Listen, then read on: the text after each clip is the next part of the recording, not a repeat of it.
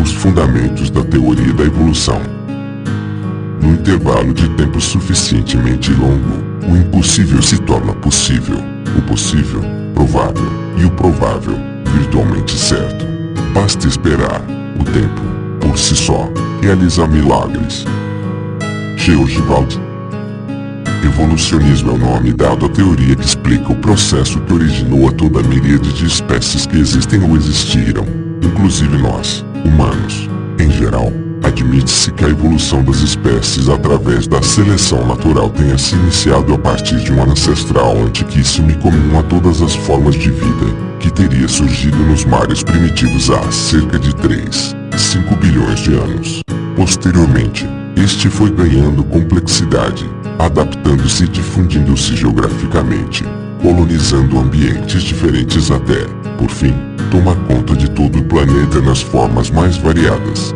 Apesar de os princípios básicos da teoria da evolução serem relativamente simples, há muitos equívocos difundidos que a distorcem e distanciam de seu verdadeiro significado. Por exemplo, muitos dizem que o evolucionismo é a teoria do acaso. Na verdade, não mentem, pois o acaso certamente se faz presente, e é um componente importante, mas significa apenas a ausência de objetivo. Ele em nada diminui a eficiência da teoria. Os seres vivos, nesse sentido, certamente evoluem ao acaso, mas sua seleção é feita por contingências ambientais que incorporam exatamente a antítese do acaso.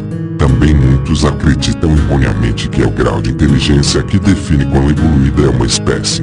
E o próprio nome da teoria é enganoso, pois comumente entende-se o termo evolução das espécies como uma tendência constante ao aumento do grau de complexidade e sofisticação dos seres vivos, quando na verdade não significa mais que a adaptação da população ao meio em que vive através da seleção dos mais aptos. Há também as sempre frequentes e dúbias objeções dos criacionistas, que inadvertidamente fazem analogias e mais analogias, quase sempre fora de contexto, para sustentar suas crenças dogmáticas, e ingenuamente devem imaginar que, se conseguirem refutar a teoria da evolução, isso imediatamente estabelecerá a veracidade do criacionismo. Esta ideia é um erro, como já explicamos num momento anterior, quando aparecerem argumentos sérios e desinteressados, que contestam o evolucionismo por questão de honestidade intelectual e com evidências sólidas, então poderemos levar tais objeções a sério.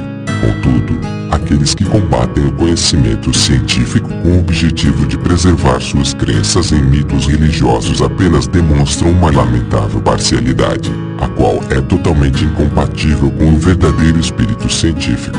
Seria como defender o geocentrismo porque isso é dito na Bíblia, e, lamentavelmente, isso de fato foi feito, e até se chegou a queimar em fogueiras quem contestou tal fato divino. Assim, para não nos deixarmos enganar pelos ardilosos argumentos com que se armam, é necessário que tenhamos uma compreensão razoável dos conceitos que fundamentam a teoria da evolução, e esse é um segundo objetivo ao qual este capítulo se dedica. Deixemos, portanto, que as evidências falem por nós, tentando conceber o inconcebível. Visto que o período de nossas vidas é infinitesimal em comparação às eras geológicas que estiveram disponíveis para a ocorrência dos fenômenos seletivos da evolução biológica, quando, depois de um belo almoço, nos voltamos à natureza e vemos tudo já acabado, funcionando de modo extremamente interdependente, somos vítimas da ilusão de que as espécies estão em harmonia com o meio ambiente, e que um existe para o outro, ou então que foram criadas por alguma inteligência suprema do modo como são atualmente. Intuitivamente, parece-nos absurdo pensar que toda essa magnífica profusão de espécies apenas aconteceu por acaso. Certamente as espécies estão em harmonia com o meio ambiente, mas não porque um existe para um outro nem porque foram criadas, mas porque o ambiente é um tirano que ceifa impiedosamente a vida daqueles que não são capazes de subsistir sob as condições impostas por ele. Claro que essa explicação não é muito intuitiva, tampouco apela às nossas sensibilidades poéticas. Tal ilusão se deve principalmente à nossa incapacidade de conceber o que aquele monte de zeros que os evolucionistas usam significa na prática. A vida surgiu há 3 bilhões 500 milhões de anos. Ninguém consegue conceber o que isso significa. O período de nossas vidas, quando muito, alcança o primeiro dígito da terceira casa. E isso é toda a nossa vida. Por tal razão, é completamente ilógico querermos nos limitar ao tempo ridiculamente pequeno de nossas vidas para julgar como as coisas funcionam em longo prazo, usando somente nossa observação direta para definir o que pode ou não acontecer. Para demonstrar como o alcance de nossa visão é pequeno, se representássemos um milênio inteiro pelo comprimento de apenas 1 metro, qual seria o equivalente em distância para representar o tempo desde a origem do planeta Terra? A imodestíssima distância de 4.500 quilômetros. Um humano percorreria, em média, 6 a 8 centímetros desse trajeto. Portanto, evolutivamente, perde o sentido falarmos em períodos relativos ao tempo da vida humana.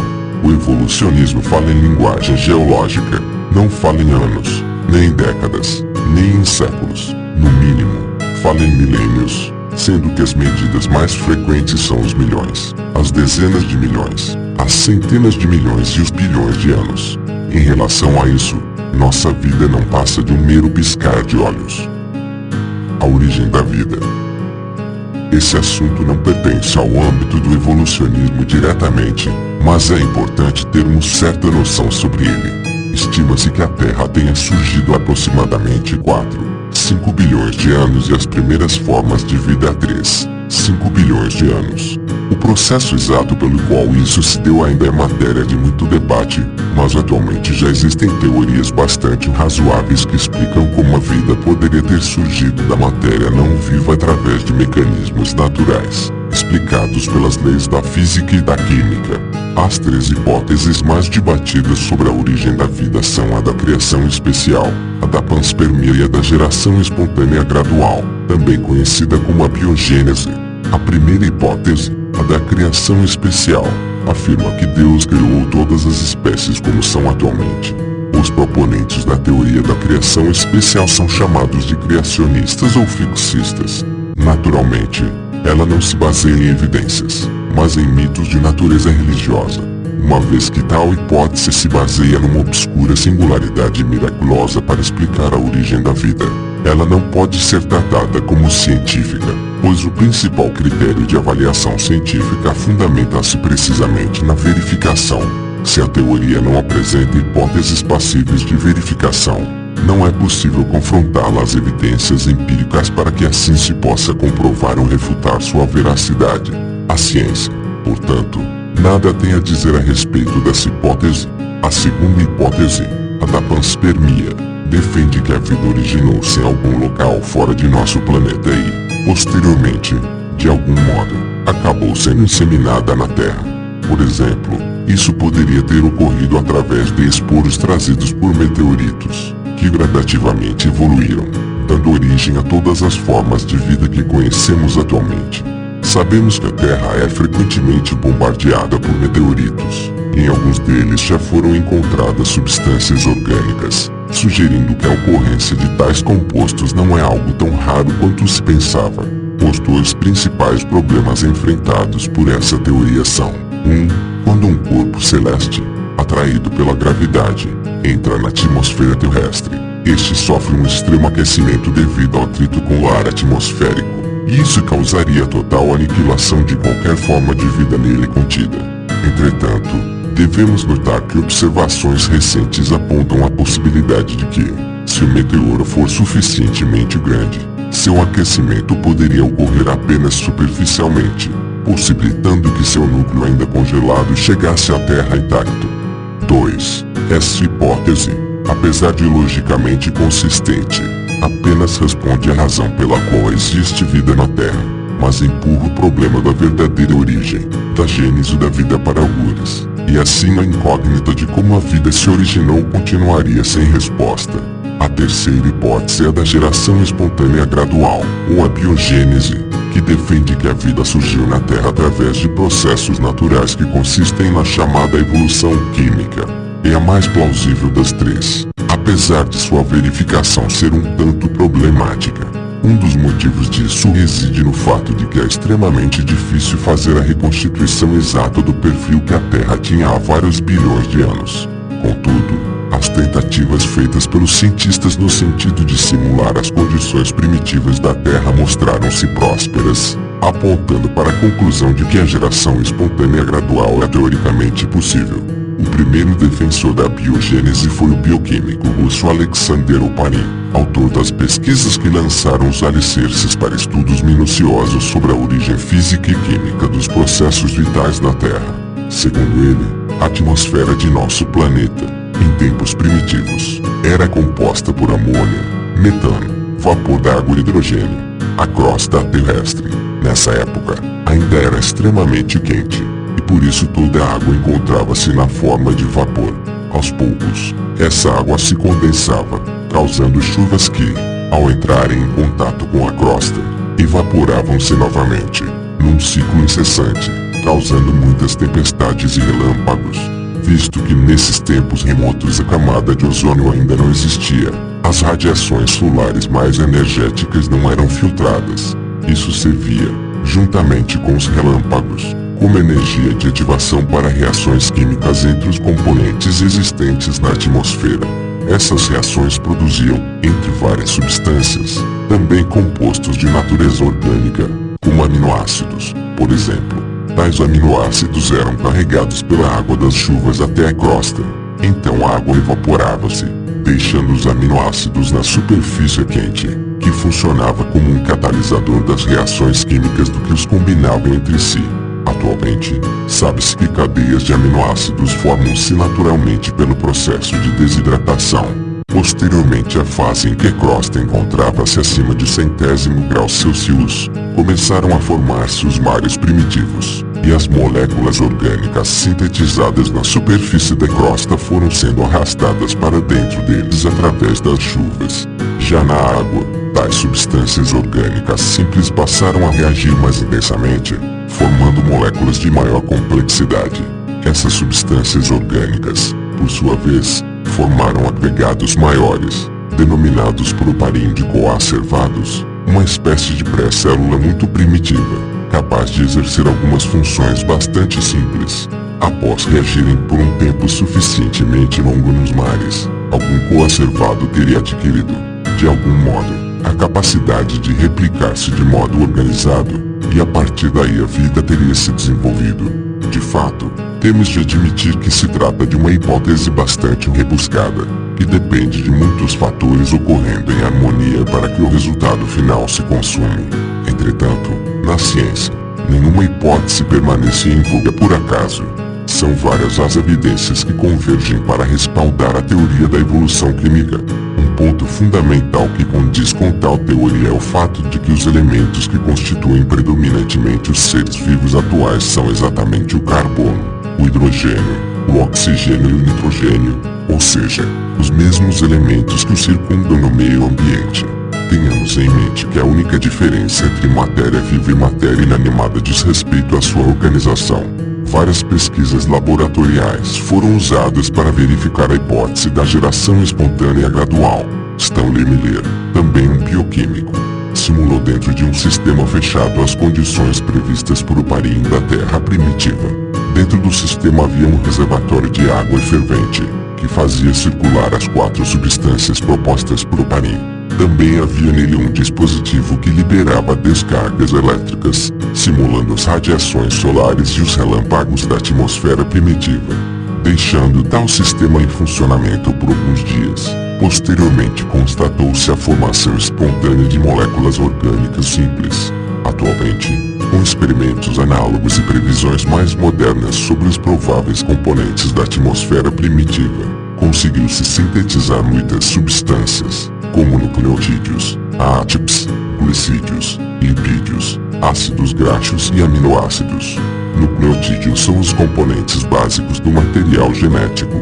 O ATP é a molécula que carrega a vida nas costas, pois é dela que todos os organismos retiram a energia para sobreviver.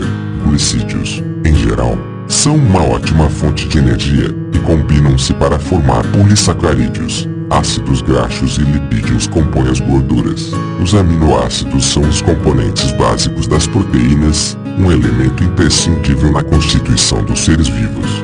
Desse modo, se as condições primitivas da Terra tivessem sido favoráveis, ficou comprovado experimentalmente que poderiam ter se formado, sem problema algum, por simples leis da física e da química, os tijolos fundamentais que alicerçam a vida. Supõe-se que todas essas substâncias foram sendo sintetizadas, principalmente devido às radiações solares, ao calor da crosta terrestre e às propriedades catalíticas da argila, por um período extremamente longo, e posteriormente foram arrastados aos mares pela água, onde continuaram a interagir, formando substâncias cada vez mais complexas. Esses mares, repletos de nutrientes essenciais à vida, são que normalmente se denomina caldo primordial. Dentro do contexto do raciocínio de Oparin, percebemos que, se jogarmos um punhado de aminoácidos em água aquecida, eles não se dispersam aleatoriamente, mas tendem a constituir agregados, chamados microesferas, que possuem propriedades interessantes. Por exemplo, tais agregados de moléculas são capazes de se individualizar do meio através de uma película de água e proteínas, conservando o meio interno aquoso, algo que se assemelha vagamente à estrutura básica de uma célula. Esses agregados são capazes de alguns atos metabólicos bastante rudimentares, como, por exemplo, a tendência de concentrar algumas substâncias em seu interior. Eles também são capazes de fundir-se entre si, formando estruturas mais complexas. Também podem se dividir e, posteriormente, continuar a crescer individualmente. Na prática, acredita-se que proteínas e outras moléculas orgânicas presentes nos mares primitivos formariam os colóides, como prevê a química, que por sua vez seriam responsáveis pela formação dos coacervados, que possuem, entre outras, a capacidade de catalisar reações químicas em seu interior. Tudo indica que no caldo primordial havia muitíssimos deles interagindo entre si, mares inteiros. Apesar de não serem realmente estruturas vivas, os conservados já estavam sob a ação de um tipo de seleção, a dos mais estáveis. Dadas as situações apropriadas, os conservados tendem a concentrar certas substâncias, eliminar outras, englobar gotículas menores, etc. Nesse processo, os que fossem mais estáveis físico-quimicamente e mais agressivos tendiam a permanecer. Essa competição, por fim, selecionou aqueles que eram mais estáveis, organizados e eficientes em seus atos metabólicos. Em tal estágio, eles passam a ser chamados de protobiontes. Contudo, isso ainda está muito longe de algo vivo. Eles precisavam, além disso, adquirir a capacidade de se autoduplicar de modo organizado, isto é, de criar réplicas de si mesmos. Essa capacidade teria sido proporcionada por algum tipo de molécula informacional primitiva atualmente extinta, algo análogo ao DNA moderno, que funcionaria como gerenciador das atividades metabólicas dos protobiontes, mas com uma estrutura muitíssimo mais simples. Provavelmente essa molécula era feita de ar, que possui propriedades catalíticas e autoduplicantes, e, no caldo primordial, certamente havia as substâncias necessárias para sua formação. Vale lembrar que, atualmente, já se consegue sintetizar em laboratório moléculas de NAD capazes de autorreplicação espontânea. Uma grande dificuldade, entretanto, consiste em saber como um ácido nucleico teria vindo a possar-se do controle das atividades metabólicas de um protobionte, para que então se transformasse num ser vivo de fato. Naturalmente, nunca poderemos verificar esta última fase em experimentos de forma realística, pois precisaríamos saber como eram as condições primitivas exatas e, depois, construir um laboratório do tamanho da Terra e deixar as substâncias reagindo por alguns milhões de anos. Contudo, notemos que apesar de tal evento parecer, e, de fato, ser muito improvável, ele só precisaria ter ocorrido uma única vez para desencadear todo o processo, e havia mares inteiros repletos dessas substâncias reagindo incessantemente, não por 1, 10 ou 100 anos, mas por milhões e milhões de anos.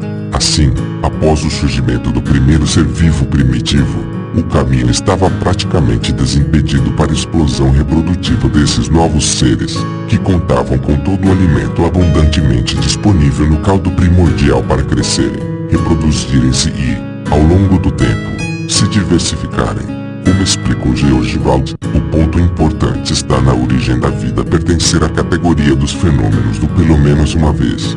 Por improvável que julguemos esse evento, ou qualquer de suas etapas, um intervalo de tempo suficientemente longo permitirá quase com certeza que aconteça pelo menos uma vez. E para a vida que conhecemos, com a sua capacidade de crescimento e reprodução, uma vez pode ser o bastante. Como isso tudo ocorreu, e se foi assim realmente, é provável que nunca saberemos. Mas, aqui, o importante não é sabermos exatamente como aconteceu, mas percebermos que a realidade nos mostra que, sem dúvida, a vida pode ter surgido naturalmente, através da evolução química. Para concluir isso, nos baseamos em simples leis físicas e químicas que explicam, passo a passo, sua formação de modo perfeitamente plausível e racional, sem apelar para qualquer milagre probabilístico. Assim, se quisermos, honestamente, entender a realidade em que vivemos, e também a nossa origem, sempre devemos olhar para a direção em que as evidências apontam, nunca perdendo de vista o fato de que a ciência não busca esquiméricas certezas absolutas, ela busca o mais provável. A ideia de Darwin. Foi no livro A Origem das Espécies que Charles Darwin apresentou a principal ideia do evolucionismo, que se fundamenta na seleção do mais apto, a sobrevivência e a reprodução. A tese central desenvolve-se mais ou menos nestes termos. Numa população normal de indivíduos, existem pequenas diferenças naturais entre os membros que, a princípio, seriam pouco relevantes. Mas, vendo-se que as populações crescem em progressão geométrica, 1, 2, 4, 8, 16, 32, 64, logo seus membros ultrapassariam em número a quantidade que o meio ambiente é capaz de sustentar. Na prática, isso significa que deixa de haver alimento para todos. Nessa situação, entram em cena as pequenas diferenças entre os indivíduos. Todo ser vivo, por natureza instintiva, quer viver, mas há indivíduos demais, e o ambiente não pode sustentar todos. O que acontece? Começa uma acirrada competição pela sobrevivência. As pequenas diferenças entre os seres vivos, nesse momento, podem fazer toda a diferença entre quem vive e quem morre. Por exemplo, imaginemos uma população de leões. Suponhamos que a velocidade máxima padrão deles seja de 60 km por hora. No ambiente em que estão, há gazelas cuja velocidade máxima é de 65 km por hora, e é apenas delas que eles se alimentam. Suponhamos que o único modo de se agarrar uma gazela seja vencê-la na corrida. Os leões vão lutar para alcançar as gazelas e as gazelas, igualmente, vão lutar para escapar dos leões. Como em toda a população há variações sutis de indivíduo para indivíduo. Normalmente encontraremos leões mais rápidos e leões mais lentos, e o mesmo para as gazelas. Nesse contexto, o fator seletivo é a velocidade. Os leões que forem mais lentos não conseguirão alcançar nenhuma na corrida e, ficando sem seu alimento, acabarão por morrer de fome. Os leões mais rápidos alcançarão as gazelas mais lentas, e as gazelas mais rápidas não serão alcançadas por nenhum leão. Como, a cada geração, apenas os melhores, nesse caso, os mais velozes, sobrevivem. Então a tendência será de que os predadores fiquem cada vez mais rápidos. Em contrapartida, o mesmo ocorre com as gazelas. A tendência será de que apenas as que conseguem escapar da predação sobrevivam para se reproduzir.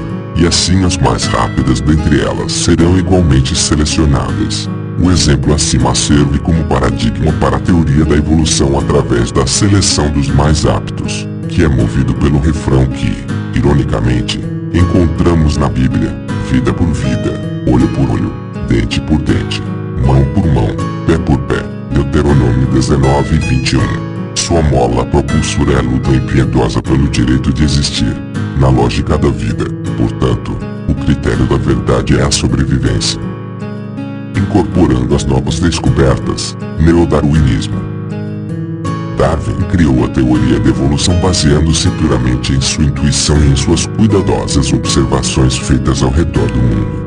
Entretanto, visto que ele viveu no século XIX, ainda não dispunha do instrumental tecnológico necessário para compreender a origem da variabilidade entre os indivíduos de uma mesma população. Ele admitia sua existência, e também que era através dela que a evolução funcionava, mas não entendia qual era o mecanismo que as originava.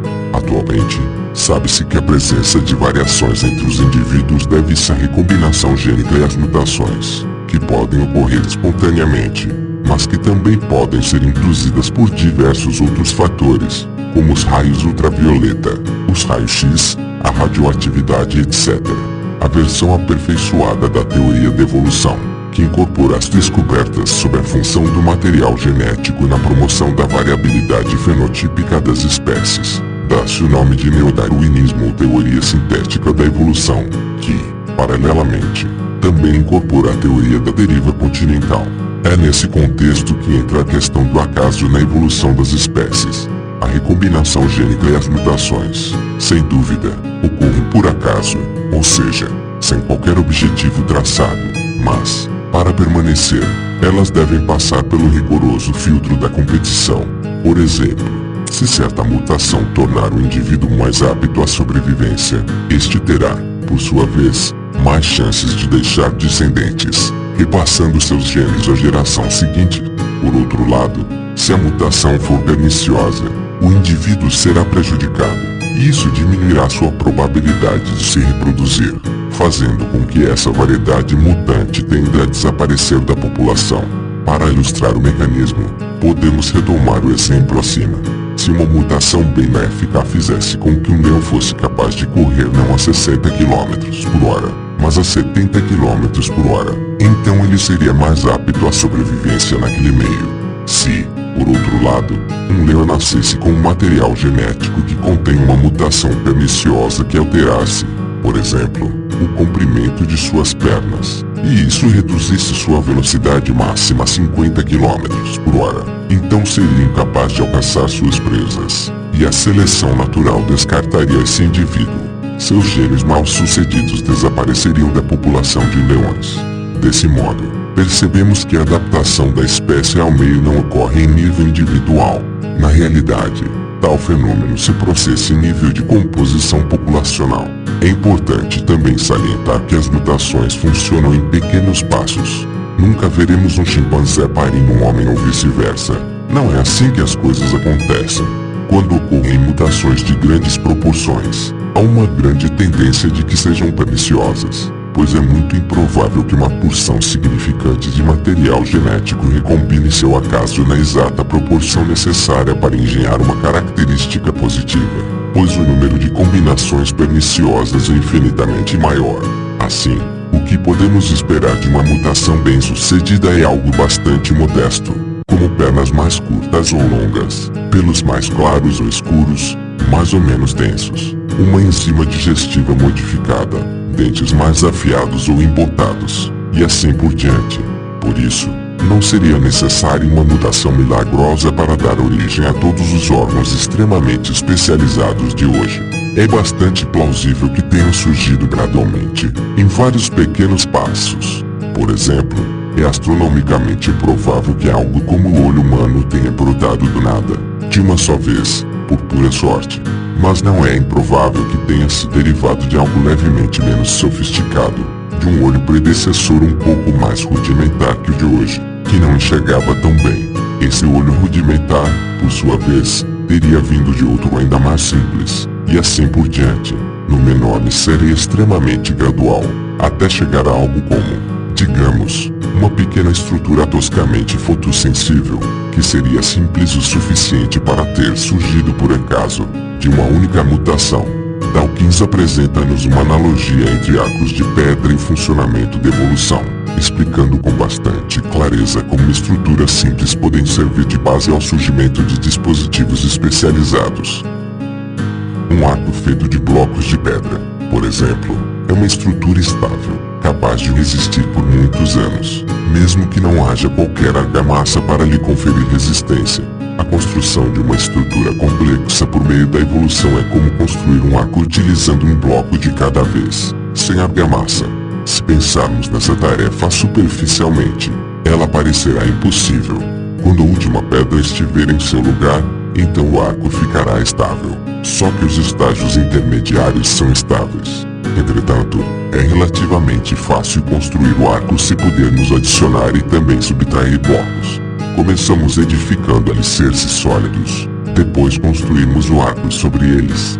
Então, quando todo o arco estiver em posição, incluindo a pedra principal no topo, basta remover cuidadosamente as bases e, com um pouco de sorte, o arco permanecerá intacto. O Stonehenge é incompreensível até percebermos que seus construtores se valeram-se algum tipo de armação, ou talvez aclives ou declives de terra, que foram removidos. Podemos ver somente o produto final. Temos de inferir qual era a armação, que não existe mais. Como podemos notar, a complexidade da vida atual é incompreensível se não levarmos em consideração seus alicerces históricos, o modo como os organismos e suas características surgiram e modificaram-se no decorrer de sua evolução. Essa foi uma das lacunas explicativas mais importantes que a teoria da evolução respondeu. Ao longo de inúmeras gerações, vão ocorrendo os mais variados tipos de mutações e recombinações genéticas, e o resultado é sempre forçado a atravessar a peneira da aptidão reprodutiva. Desse modo, percebemos que a evolução é cumulativa. As pequenas mudanças favoráveis vão sendo selecionadas e, pouco a pouco, acumulam-se. Com o tempo, engendram novas características, dispositivos, órgãos, etc. Se as condições necessárias se verificarem, podem também surgir novas espécies, como veremos a seguir. Simulando a evolução cumulativa. As mutações e adaptação. Para termos uma melhor noção de como a seleção natural cumulativa funciona na prática, usemos um exemplo simples. Suponhamos que a aptidão reprodutiva dos seres vivos fosse representada por formas geométricas. Num certo ambiente, existe uma espécie que denominaremos espécie quadrada. Tiraremos essa espécie do ambiente em que vive e a colocaremos num ambiente que possui uma pressão seletiva cujo critério é redondez, ou seja, quanto mais redondo o indivíduo, mais adaptado estará para sobreviver nesse meio ambiente. Estatisticamente, a probabilidade de haver mutações, de geração para geração, é bastante pequena, mas, para tornar o exemplo didático, suponhamos que elas ocorressem a cada geração. Pela figura abaixo, podemos perceber que a reprodução, nesse caso, é somente assexuada. Para evitar complicações, foi postulado no exemplo que cada reprodução produziria apenas 2 indivíduos, e que, dos 2, apenas um sobreviveria, e que a seleção, como dito, seria feita pelo critério da redondez do indivíduo. Como podemos notar, na primeira geração, o ser era completamente quadrado, pois estava adaptado ao seu ambiente antigo. A segunda geração é formada por um indivíduo igual ao pai e outro levemente arredondado, que sofreu mutação. O ambiente, naturalmente, favoreceu o mais arredondado, que sobreviveu. Na terceira geração ocorreu o mesmo, sendo selecionado o indivíduo mais redondo, o outro foi descartado. Na quarta geração notamos que houve uma mutação desfavorável, ou seja, um indivíduo ficou mais quadrado, enquanto o outro se manteve igual ao pai. Sobreviveu aquele que permaneceu mais redondo. Seguindo o esquema, vemos que a tendência dos indivíduos, por um fator de seleção do mais apto em longo prazo, é chegar à redondez completa, que significa adaptação. Como explicamos, o indivíduo mais redondo tem maiores chances de sobreviver e de reproduzir-se porque o meio favorece os indivíduos que estão mais adaptados a ele. Esse processo ilustra como as pequenas mudanças favoráveis que ocorrem devido à mutação vão acumulando-se ao longo das gerações, de modo que a tendência da espécie é amoldar-se às exigências impostas pelo meio. A redondez completa, em nosso exemplo, significa que a espécie está plenamente adaptada para sobreviver nesse dado ambiente, e assim a competição vai ficando cada vez mais acirrada e especializada. Essa redondez completa, na prática, poderia ser ilustrada pelos animais que comumente denominamos fósseis vivos, ou seja, espécies que, por estarem extremamente bem adaptadas ao meio em que vivem, permaneceram praticamente inalteradas durante enormes períodos de tempo. Um bom exemplo é o tatuara, um réptil que foi contemporâneo dos dinossauros e que vive em algumas ilhas da Nova Zelândia. Convergência adaptativa e radiação adaptativa. O mecanismo denominado convergência adaptativa explica as semelhanças morfológicas entre espécies de origens profundamente diferentes. Por exemplo, tomemos duas espécies distintas, uma na forma de gota e outra na forma de losango. e as coloquemos no ambiente do qual retiramos a espécie quadrada usada como modelo acima, um ambiente que possui a quadratura como fator seletivo.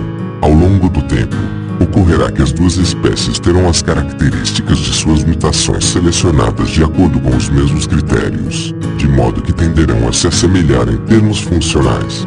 Vejamos o esquema. Exemplos vivos desse processo são os tubarões e os golfinhos. O tubarão é um peixe cartilaginoso que respira por brânquias, enquanto o golfinho é um mamífero que respira por pulmões.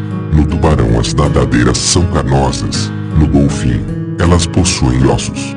A semelhança funcional de seus formatos é não casual, ela se deve a expressões ambientais semelhantes, ou seja, visto que ambos estavam sob expressões do mesmo meio ambiente específico.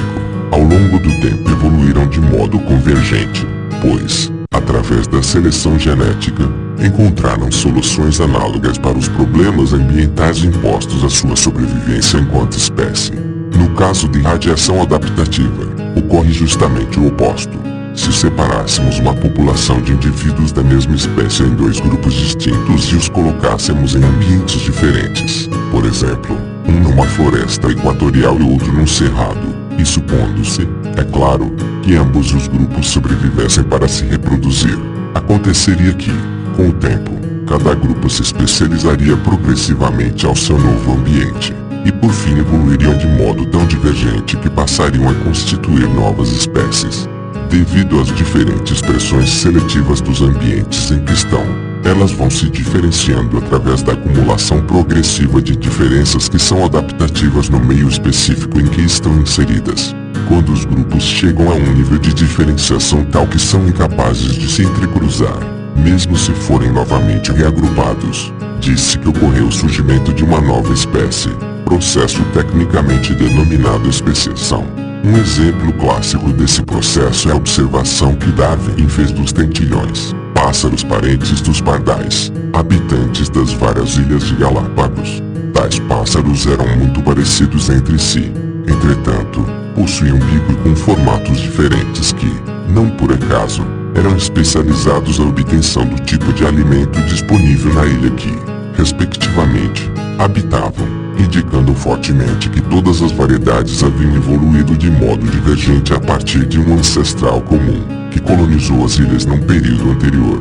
Como podemos notar, toda a diversificação que ocorreu a partir da primeira forma de vida que surgiu na Terra deu-se através do processo da irradiação adaptativa, isto é, à medida que a vida primitiva desbravava novos ambientes, difundia-se pelo mundo. Ela confrontava-se com desafios específicos de cada local.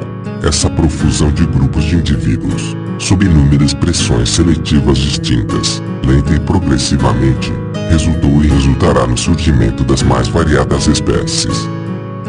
Algumas evidências da evolução. A teoria da evolução, em si, faz sentido. Contudo, isso não teria importância alguma se não houvesse evidências para confirmar sua veracidade. Tais evidências existem, sim, e são fortíssimas. Evidências paleontológicas. Os fósseis são vestígios ou restos de seres vivos que, de algum modo, foram conservados. Eles são uma ótima evidência da evolução, e através deles que podemos descobrir quais seres viveram antes de nós, mas que atualmente estão extintos, os dinossauros, por exemplo. Através da datação dos fósseis por isótopos radioativos, podemos reconstruir a história evolutiva dos seres vivos e descobrir quais foram os ancestrais das espécies atuais, em que época viveram, e assim por diante. A distribuição de milhões de fósseis encontra-se nas exatas profundidades previstas caso a evolução tivesse ocorrido. As camadas mais inferiores de sedimentos com as espécies mais simples e as camadas mais recentes com formas de vida mais sofisticadas e especializadas, indicando que houve um processo gradual de evolução adaptativa. Ademais, a paleontologia tem descoberto muitos fósseis de formas transicionais, fato este que vai diretamente ao encontro das ideias que fundamentam o evolucionismo. Evidências genéticas. Todos os seres vivos, com exceção de algumas bactérias e alguns vírus, usam o mesmo tipo de molécula informacional, o DNA ou ácido desoxirribonucleico, sugerindo fortemente que todas as formas de vida evoluíram a partir de um ancestral comum. Estudos comparados entre espécies próximas e distantes indicam que o parentesco genético segue os padrões previstos pela teoria da evolução. Análises laboratoriais modernas revelaram que compartilhamos aproximadamente 99% de nosso material genético com os chimpanzés. Outra evidência é o material genético do trigo, que possui variedades com 14, 28 e 42 cromossomos, correspondendo a indivíduos haploides, diploides e triploides, um fato que só pode ser explicado de modo plausível através da ocorrência de mutações cromossômicas. Evidências citológicas. Em nível macroscópico, os indivíduos variam enormemente, mas, em nível microscópico, vemos que são todos formados pelos mesmos componentes básicos, as células. Estas, por suas vezes, são todas compostas basicamente pelos mesmos elementos orgânicos, proteínas, lipídios, glicídios e ácidos nucleicos. Endossimbiose. Em células eucarióticas, as mitocôndrias e os cloroplastos são organelas que possuem material genético próprio e reproduzem-se independentemente do resto da célula. Se destruirmos todas as mitocôndrias de uma célula, ela não será capaz de sintetizar uma nova, ou seja, tais organelas vivem como se fossem hóspedes dentro das células. É provável que, muito tempo atrás, células eucarióticas primitivas tenham engolido organismos procarióticos, e nessa situação ambos teriam se beneficiado, continuando a viver em simbiose. No caso da mitocôndria, isso foi vantajoso porque a célula eucariótica passou a ser capaz de respirar oxigênio, aumentando muitíssimo seu grau de aproveitamento energético. O único modo de explicar tal fato de modo verossímil é através da evolução, homologia e analogia. Essas são noções vinculadas à convergência e radiação adaptativas. Uma explicação clara e simples, pelo biólogo César Sassoon, será suficiente compreendermos sua força como evidência. Homologia e analogia são, ambos utilizados para comparar órgãos ou estruturas existentes nos seres vivos. A homologia designa a semelhança de origem entre dois órgãos pertencentes a dois seres vivos de espécies diferentes, enquanto a analogia se refere à semelhança de função executada por órgãos pertencentes a seres vivos de espécies diferentes. Dois órgãos homólogos poderão ser análogos caso executem a mesma função. A cauda de um macaco sul-americano e a cauda de um cachorro são estruturas homólogas. Os dois animais são mamíferos e não desempenham a mesma função. Já as asas de um beija-flor, ave, e as de um morcego, mamífero, são homólogas por terem a mesma origem e análogas por desempenharem a mesma função. Por outro lado, as asas de uma borboleta, um inseto, artrópode, são análogas às asas de um pardal, uma ave, por desempenharem a mesma função, porém não são homólogas, já que a origem destas estruturas é muito diferente. Note que os casos de homologia revelam a atuação do processo de radiação adaptativa e denotam parentesco entre os animais comparados. Já os casos de analogia pura, não acompanhados de homologia, revelam a ocorrência de convergência adaptativa e não envolvem parentesco entre os animais exemplificados. Assim, as nadadeiras anteriores de um tubarão são análogas às de uma baleia e ambas são consequência de uma evolução convergente. Projeto ilógico. Nosso nervo óptico contém cerca de 3 milhões de fios que formam um feixe que conduz ao cérebro as informações captadas pelas fotocélulas para serem processadas. Naturalmente, seria lógico supormos que as fotocélulas deveriam estar voltadas à luz e que os fios que conduzem os impulsos elétricos gerados por elas deveriam sair de sua região posterior, todos em mesma direção, convergindo entre si de modo a constituir o nervo óptico, como um rabo de cavalo das fotocélulas. Mas, estranhamente, o que encontramos é o oposto. Os fios partem do lado mais próximo da luz e, então, passam por cima da retina até agruparem-se no orifício chamado ponto cego. A luz, desse modo, precisa atravessar uma obstrução constituída por um emaranhado de fios antes de alcançar as fotocélulas. É claro que isso não compromete muito nossa visão, pois enxergamos relativamente bem, mas o fato é que, diante de tal design, um engenheiro competente só conseguiria rir. Isso é mais uma clara evidência de que o homem não foi concebido por algum projetista inteligente, mas é fruto da evolução, como qualquer outra espécie. Embriologia comparada. Os embriões fornecem evidências fortíssimas a favor da teoria da evolução.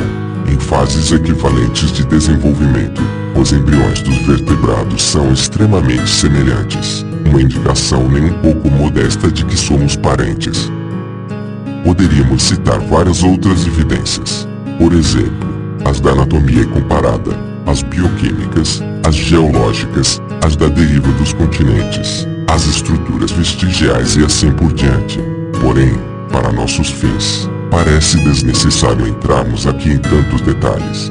Para finalizar esse ponto, Richard Dawkins faz uma breve consideração a respeito da sólida fundamentação que a teoria da evolução obteve através da ciência, sugerindo que os dados obtidos são suficientes para que se atribua a essa teoria um alto grau de plausibilidade. Milhões de fósseis são encontrados exatamente nos locais e profundidades calculadas caso a evolução tivesse ocorrido. Jamais foi encontrado um fóssil que serviu de evidência contra a teoria da evolução. A descoberta de um mamífero incrustado em rochas mais antigas que os peixes, por exemplo, seria suficiente para refutar o evolucionismo.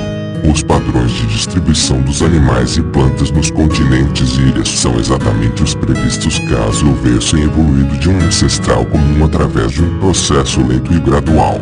Padrões de semelhança entre animais e plantas são exatamente os esperados caso tivessem parentesco próximo a alguns e distante a outros.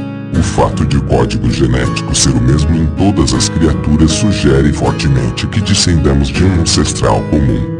As evidências da evolução são tão contundentes que o único modo de salvar a teoria criacionista seria argumentar que Deus, deliberadamente, plantou enormes quantidades de evidências para nos enganar, fazendo com que a evolução apenas parecesse ter acontecido. Todas as evidências de que dispomos, até agora, convergem perfeitamente, indicando que a evolução orgânica não é apenas uma hipótese, mas um fator respaldado cientificamente por um número esmagadoramente grande de evidências. O problema agora enfrentado pelos evolucionistas contemporâneos não é se a evolução ocorre, mas como ocorre. Alguns mitos evolutivos. O homem, com sua típica arrogância, quase sempre tenta fechar os olhos para sua verdadeira natureza. Sempre se vendo como uma superespécie à parte, não consegue admitir que possui um sentido tão humilde, um mero meio para a perpetuação da espécie. Provavelmente isso acontece porque essa verdade não insufla a sua vaidade, não o engrandece perante o mundo e, por isso, tende a ser posta de lado. Em meio a esse desvario de grandeza, há quem acredite que o homem é o objetivo, a coroa da evolução orgânica. Entretanto, isso transborda uma tremenda incompreensão de como a vida funciona. Para começar, a evolução das espécies não tem qualquer objetivo fixo. O objetivo da evolução, se é que podemos usar esse termo, é qualquer coisa que sobreviva. Portanto, dentro de 10 milhões de anos, os homens não estarão parecendo alienígenas, todos com uma inteligência descomunal, cabeças gigantescas, olhos grandes e negros, corpos cinzas e franzinos. Simplesmente não há qualquer modo de saber como o homem será dentro de 10 milhões de anos, pois isso dependerá dos fatores seletivos que estiverem atuando sobre a espécie humana durante esse período. Por isso, igualmente, os macacos não se transformarão em humanos se esperarmos tempo suficiente. Muitos pensam também que o homem é o animal mais evoluído da Terra. A origem de tal ilusão provavelmente está em nosso orgulho antropocêntrico. O homem não é a medida de todas as coisas, e não tem nada de especial. É só uma espécie como qualquer outra, lutando pela sobrevivência. Também não é a capacidade intelectual que define quão evoluído é um animal. Nosso intelecto é apenas uma ferramenta evolutiva eficiente, assim como nossos dentes. Não existe, portanto, qualquer tendência necessária à intelectualização das espécies à medida que o tempo passa. O fato de a complexidade de um animal ser superior à de outro também não implica maior grau de evolução. No melhor dos casos, uma espécie pode apenas estar mais adaptada a um dado ambiente ou possuir um maior grau de adaptabilidade a diferentes meios. Mas isso não significa, de modo algum, que essa espécie é mais evoluída. O homem é mais complexo que uma bactéria, mas é tão evoluído quanto ela. Na realidade, não há como definir o grau de evolução de qualquer ser vivo. pois todos vêm evoluindo há 5 bilhões de anos a partir de um mesmo ancestral comum. As bactérias, os sabonetes, os salmões, as salamandras, os cactos, os elefantes, os homens e todo o resto. Tenhamos em mente que o fato de todos esses outros seres vivos coexistirem ao lado do homem significa que, assim como nós, eles estão bem adaptados ao meio em que vivem e, portanto, enquanto espécie, não tem nada de inferior a nós. Finalmente, temos de desfazer um dos maiores mitos: o homem não descende do macaco. Isso é um grande equívoco. Macacos são macacos, homens são homens. São apenas espécies distintas em igual grau de evolução. Não somos uma versão aprimorada dos macacos e nem eles uma versão tosca do homem. Na verdade, os macacos não são nossos avós primitivos, mas algo como nossos primos. Ambos evoluíram de modo divergente a partir de um ancestral comum que não era nem macaco nem homem, mas outra espécie distinta.